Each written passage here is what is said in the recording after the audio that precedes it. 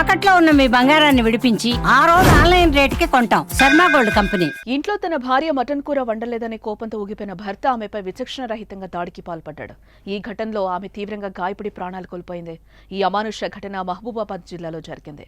మృతురాలి తల్లి ఫిర్యాదు మేరకు పోలీసులు కేసు నమోదు చేసి దర్యాప్తు చేపట్టారు. కాగా మృతురాలికి 2 పిల్లలున్నారు. మహబూబాబాద్ జిల్లాలోని సీరోల్ మండలం ఉప్పరిగూడెం గ్రామంలో తండాకు చెందిన మాలోతు కళావతి బాలు భార్యాభర్తలు వ్యవసాయం చేస్తూ జీవనం సాగిస్తున్నారు. వీరికి 2 పిల్లలు కూడా ఉన్నారు. మంగళవారం తండాలో ఓ వృద్ధురాలు మృతి చెందగా ఆమె అంత్యక్రియల అనంతరం ఓ గొర్రెపోతును కోసి తలా కొంచెం మాంసాన్ని వారి ఇళ్లకు తీసుకుపోయారు.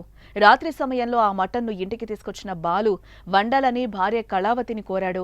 అంత రాత్రి సమయంలో మటన్ ఉండే విషయంలో కళావతి అభ్యంతరం చెప్పగా అప్పటికే మధ్యమత్తులో ఉన్న బాలు ఆమెతో గొడవపడ్డాడు.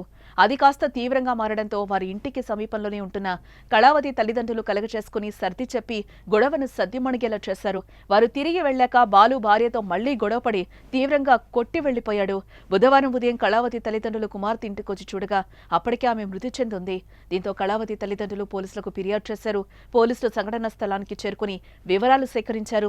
మృతదేహాన్ని పోస్టుమార్టం నిమిత్తం మహబూబాబాద్ జిల్లా ఆసుపత్రికి తరలించి కేసు నమోదు చేశారు. నిందితుడు బాలు పరారీలో ఉన్నాడని పోలీసులు తెలిపారు. మరోపక్క మృతురాలి తల్లి ఇస్లావత్ లక్ష్మి పోలీసులకు ఫిర్యాదు చేసింది. బాధితురాలు ఫిర్యాదు మేరకు కేసు నమోదు చేసిన పోలీసులు దర్యాప్తు చేస్తున్నారు. అన్నం లేదు, కూర లేదు, తలం తీయట్లేదు, నువ్వు రా అని చెప్తే నేను వెళ్ళిపోయినా. అక్కడ కూడా చాలా మంది ఉన్నారు, ఒక 2-3 ఉంటే తల వేసుకొని పడుకుంది, కొడతాడేమో అని భయంతో. అయితే నేను పోయి తలపు తీపిచ్చిన, నేను మా అన్నయ్య కూడా, అనిల్ కూడా వచ్చిండు. ఆయన వచ్చిన తర్వాత తలపు తీసిన తర్వాత ఇక పడుకొని ఉన్నంత ఎందుకు అన్నయ్య ఇక ఏదో తాగి ఉంది, ఎందుకు కొడతావులే అని నేను చెప్పేసి ఇక ఇంటికి వద్దామని. నాకు అన్నం లేదు, కూర లేదు, ఎవరు వండి పెడతారు? ఇప్పుడు మాంసం కూర వండాలి, ఎవరు వండుతారు అంటే నేను వండి పెడతా, ఏమనకు, ఇక ఒక చుక్క తాగి ఉంది ఏమనకని నేను చెప్పేసిన తర్వాత ఇక నేను గుంజిన మా ఆడబిడ్డని, ఇక్కడ పడుకోకు నేను కొడతాడేమో అని. నేను నాతోటి రా, నేను తీసుకెళ్తా అని నేను గుంజితే రాలేదు. నాతోటి రానప్పుడు నేను ఇంటికి వచ్చేసి మా అత్తయ్యని తోలినామని.